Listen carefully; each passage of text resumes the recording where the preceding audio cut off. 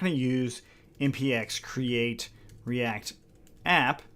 Instead, what we're going to use is the React CDN. So we're going to use the React and React DOM script files separate from our actual React project, right? And I'm using React 16, but this method should still work for the foreseeable future. So what do we have to do here? Well, first off, definitely make sure that you have Node.js installed so you can run something like npm. If you type out npm on your terminal or PowerShell, you're going to hopefully see something like this. Okay. So I'm going to go ahead and make a directory, and I'm going to call it Standalone React, and we're going to cd into Standalone React. And in here, this is where I'm going to do several things. So I'm going to go ahead and open it into my text editor, which in my case, I'm using Sublime Text. I just drag that file over the app icon, and then I'm going to save this project as Standalone React. Okay. So I will put this repo on GitHub too, and you can find that on cfe.sh/GitHub, and just look for the name of this project, which is Standalone React. Okay, so now that we've got that, we're going to go to the next step, which is making our package.json. So if you're familiar with npm, you can do npm init, or you can actually declare your own package.json and put in some details that you want to have. I'm just going to go ahead and copy what's already in that blog post, and we're going to go step by step as to what it is. First of all, we name our project however you want to name it. You give it a version number. This is completely up to you on how you want to version it. You write where your initial JavaScript file is going to be. In my case, it's app.js, and of course, I don't have that quite yet. So let's go ahead and just make a blank file. So app.js. Okay. Next thing, we have scripts that we're going to run. The start script, all it does is open up your browser window there, and then it runs a Python 3 server. Now, the reason I'm using a Python 3 web server, a very basic one, is to not have to install extra things inside of this package, right? So I don't want to have other dev dependencies for this. I want to make it very, very minimal. And of course, author, license, keyword, description, those are pretty self-explanatory. The final thing is the dev dependencies. So we're using Babel. Babel is going to allow us to really make all of this work. Babel, in conjunction with React, make the ability to run like minify. So what we see up here, the build script, it allows us to take our app.js and make app.min.js, and it allows us to minify that and also watch it. So watch for changes. So whenever I make changes to app.js, they will automatically go into app.min.js as long as they're valid. So that's pretty cool. And Babel will also allow us to use JSX, which is a different syntax for writing JavaScript, which is what you'll see in just a moment. So now let's go ahead and configure Babel so we can run this command effectively, as well as using those arrow methods. So I'm going to go ahead and make a new file in here, and it's going to be called .babelrc. Make sure you use that .babelrc, just like that. And what we're going to use is this. So it's coming directly from that blog post. And this allows us to use JSX, so a different type of writing JavaScript, but really it's so we can minify that JSX. And then this one is so we can use those arrow methods. There are other pieces to that, but I just want to make sure you knew that. And then, of course, once you have those plugins in, we can also add that minify preset as well. Okay, great. So Babel is now set up. The next thing we need to do, of course, we want to save Babel, and then we want to go into our app.js. Now, the blog post goes into the HTML first. We're going to go into the app.js first. So in here, we're going to use strict, and then we're going to do const e equals to react.createElement. Okay, so both of these will allow us to actually use our React app inside of this app.js, and in a way that you might be familiar with. Except now what we're doing is we no longer have to do something like import React from React. Like you most likely, especially if you've done npx create React app, you would have seen this import syntax. We don't need that anymore for a couple reasons. One of them being that we'll actually use the CDN version of React, right? So we don't need to do that, especially because of that. So the next step is to actually create our first component. And this is going to work in a similar fashion that you might expect. We say class hello world, and it extends. Well, something I'm so used to doing is just saying extends component. But of course, the component is a class of React, so it's React.component. Maybe you're familiar with that, maybe not, but that's how you actually get that component itself. And then we're just going to return a rendered function, so render, and then return. I'll just go ahead and start off with hello world. Cool. So it looks like this is like not valid JSX, but it actually is. To make sure that Sublime knows that it's valid, we can install the Babel package. So Command-Shift-P, and then we go to install package, and we look for the Babel package. So syntax definitions for ES6 JavaScript and React.js X, which is what we're doing. And we're going to just come in here and then set syntax Babel. Great. So now that we've got that, we can do the next portion, which is actually rendering this component in the DOM. But before I render it, I'm going to go ahead and make my index file now. So index.html. And now what I want to do is bring in the code from the documentation, that blog post. And this is what I want to change, right? So a couple things to note. We've got Babel here as a standalone app, right? The next thing is using the production version of React.js, and then the production version of React.js, and then finally our app, right? So app.min.js, which is what will be built after we run package. Okay, so this brings me back into rendering our project, right? So I called the class CFE app. You could use an ID of CFE app, or you could change it however you want.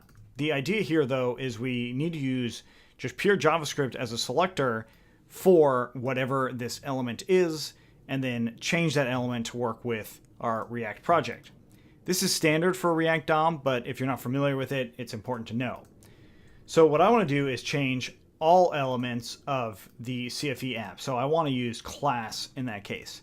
So I just am going, like, in other words, if I had, several of these, I would want to make sure that I can render out all of them at once. This would be good for like a like button, for example, especially if you have multiple like buttons on a page, you're going to want to be able to render all of them out. So in app.js, we set a variable called containers, and the containers are document, query, selector, all, and it's .cfe app, right? So that's completely arbitrary. Completely arbitrary. Cool. So now that we've got that, we're going to do containers.for each, and we're going to go through each container, and we're going to call it a DOM container, and we're going to use the arrow method or the arrow function. So we can render this out, and I'll go ahead and say const user ID equals to, well, what is that equal to?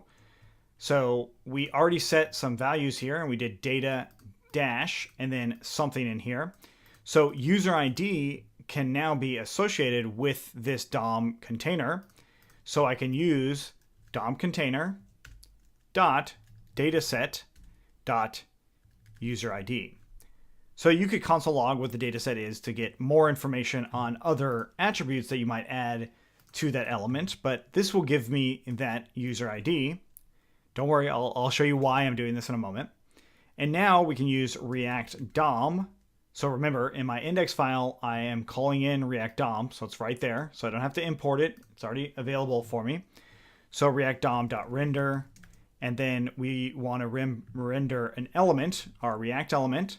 And so let's go ahead and add another line here so we can see exactly what's going on. That's this create element call here. We've got a React element, and the element itself is hello world. And then we can pass in any props that we want to have. So user ID is equal to or set as the user ID here. And then finally, where do we actually want to render that? And that's inside of the DOM container. Okay, great. So we save this. This is a minified React project. We've got our index already referencing app.min.js. So I'm going to go ahead and open up my terminal window, and I'm going to do npm run build. So I want to build the app first. Looks like we got a JSON error, so let's look in our package to ensure that it's all there. Oh yes, of course. So a critical step that we did not do is npm install. Okay. Just a little skip on after you made the package.json. You certainly want to make sure that everything's installed. Now we're going to go ahead and do npm run build. And it's going to build out this file. We don't have any errors at this time. It would tell us if we had errors. And it's also watching for changes. So I don't need to do that yet because I'm not really developing yet. So I'm going to go ahead and do npm run start. This should open up a browser window for you, as well as our local host here. Okay, so I've got it open. I'm going to open up a JavaScript console, and React DOM is not defined. Right, so React DOM, lowercase, just a little spelling issue done on purpose. So React DOM, we change that. We close out that HTTP server running. We rebuild it. We run that server again. And what do you know? So that part's working. Now, I want to make sure that both my HTTP server is running as well as my project so I can actually do some development. Let's go into our dev folder, into our Standalone React project here, and I'll do npm run build. Okay, so now I can make some changes to the code in real time. Now, do keep in mind I am using the production environment. If you wanted to use the development environment to get all of the React development stuff, you can just change this to being development, and then it would be React.development.js. And then when you want to go into production, you would use production.min.js. So back into our app.js here, I'm going to go ahead and use a method here, and we'll say handle click, and I'm going to set it equal to the function event, and then I'll just say alert hello there. Okay, with that, we have to bind this. So inside of our constructor, we do props and super props, and then this dot handle click dot bind this. Okay, so now on my hello world here, I'm going to go ahead and just add a span around hello world, and I'll just do it on click, and we'll say this dot handle click. Okay, so we save that, and we're going to go ahead and refresh into our project. Looks like I accidentally closed it out, so let's go ahead and open it back up. Okay, there it is, and I click on it, and what do you know? It says hello there. Cool. So this is a lot of redundant code here, though, as you might already know, right? So instead of using this, we can use an arrow and put the event in there, and then use the arrow method, and then we no longer need to bind it because that binds it already, and now our code is more concise. And now we can go here. Cool. One last thing is we passed in the property from this element right here. So if I change them, so 1, 2, 3, 4, and 5, whatever I wanted to call them, I could also just say like something like ABC. The actual number or what's in there doesn't matter in this case. And I'm going to go ahead and do const, and we'll use these curly brackets to get the props. So this dot props. This just unpacks this into whatever you want it to be. In my case, I need that user ID, right? So that's the actual value here. So I can unpack it like this. And then we can bring that into our render. And after we save everything, we might need to reload our script. Just going to reload it, refresh, and there you go. So you got 1, ABC, 3, 4, 5. Very good. So now we have a fully functioning React application that can be reused everywhere. And it's all coming from app.min.js. And the size of that file is 604 bytes, right? Really cool. And I mean, with it minified, I mean, that's the entire code right there. That is awesome. That decouples things. And now if you wanted to make this component available across the web, all you would need to do is create a CDN for that component and then make sure that whoever's using it would also use these things right here. So those are requirements to ensure that this is running. You could test it out without Babel, but I honestly don't think that will work. So we try it, and yeah, we get some problems there. So you have to have Babel, you have to have React, you have to have React DOM. Pretty cool.